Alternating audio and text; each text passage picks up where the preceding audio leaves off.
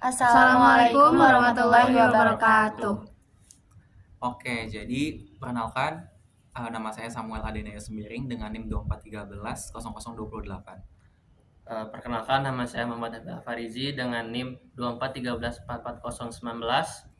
Perkenalkan, nama saya Azhara Reifa dengan NIM 2413444007. Perkenalkan, nama saya Hanifah Nasya Salsabila dengan NIM 2413444012. Oke, jadi pada hari ini kami akan menjawab beberapa pertanyaan seputar primordialisme. Nah, ada 5 pertanyaan. Pertanyaan pertama yaitu, apa identitas primordial dan bedanya dengan identitas nasional? Jawabannya, identitas primordial adalah identitas yang melekat pada diri seseorang sejak lahir, seperti suku, ras, agama, dan budaya.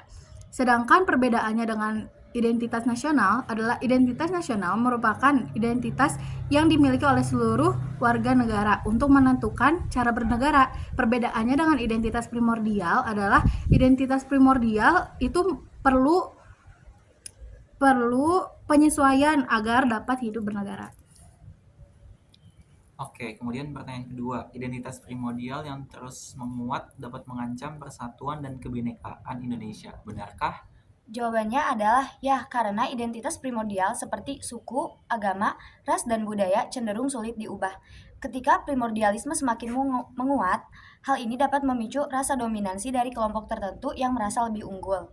Rasa dominansi tersebut bisa berkembang menjadi fanatisme yang akan merusak kerukunan antar kelompok. Hal ini berpotensi mengancam persatuan dan kebinekaan Indonesia yang sejatinya mengedepankan prinsip Bhinneka Tunggal Ika atau berbeda-beda tetapi tetap satu sebagai dasar untuk menjaga keberagaman dalam satu kesatuan bangsa. Oke, terima kasih. Kemudian untuk pertanyaan nomor 3, apakah sebaiknya primordialisme dihilangkan jika mengancam persatuan dan kebinekaan Indonesia? Oke, jadi jawabannya adalah tidak, tentu saja, karena primordialisme itu merupakan sifat yang identitas melekat sejak kita lahir.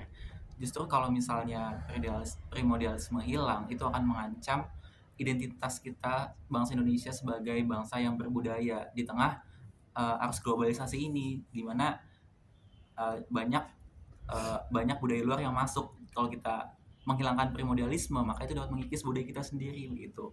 Justru daripada menghilangkan, lebih baik kita mengelolanya agar primordialisme ini justru dapat mengembangkan dan juga berkontribusi positif untuk pembangunan negara kita. Kemudian pertanyaan nomor 4, apakah primordialisme dapat memberikan kontribusi positif bagi pembangunan bangsa? Ya, seperti yang aku bilang tadi, tentu saja bisa. Karena primordialisme yang baik itu, yang dikelola dengan baik, dapat memperkuat kecintaan kita terhadap budaya kita sendiri dan juga bangsa kita. Dengan mempertahankan identitas budaya, masyarakat menjadi lebih bertanggung jawab dalam menjaga warisan leluhur.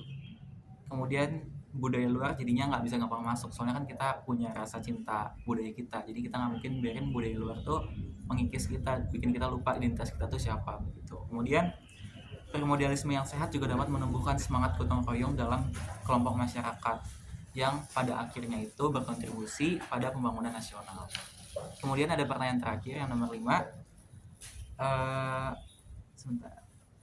Pertanyaan nomor 5 itu adalah, mengapa mengunjungi museum dan wisata budaya merupakan pembelajaran yang dapat mengembangkan, memperkaya, dan memperteguh jati diri bangsa, serta memperkokoh persatuan dan kesatuan bangsa Indonesia? Nah, jawabannya tuh iya, soalnya dengan kita mengunjungi museum atau wisata budaya, kita bisa mengenal budaya lain, sehingga kita muncul timbul rasa saling toleransi dan saling menghargai.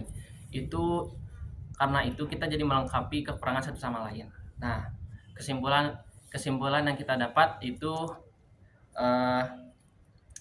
primordialisme di Indonesia memerlukan sikap saling menghargai, menjunjung tinggi rasa rasionalisme, dan menghindari fanatisme yang berlebihan agar keberagaman Indonesia itu menjadi kekuatan, bukan sumber perpecahan. Baik, segitu saja dari kelompok kita. Mohon maaf bila kesalahan kata. Assalamualaikum warahmatullahi wabarakatuh. Terima kasih.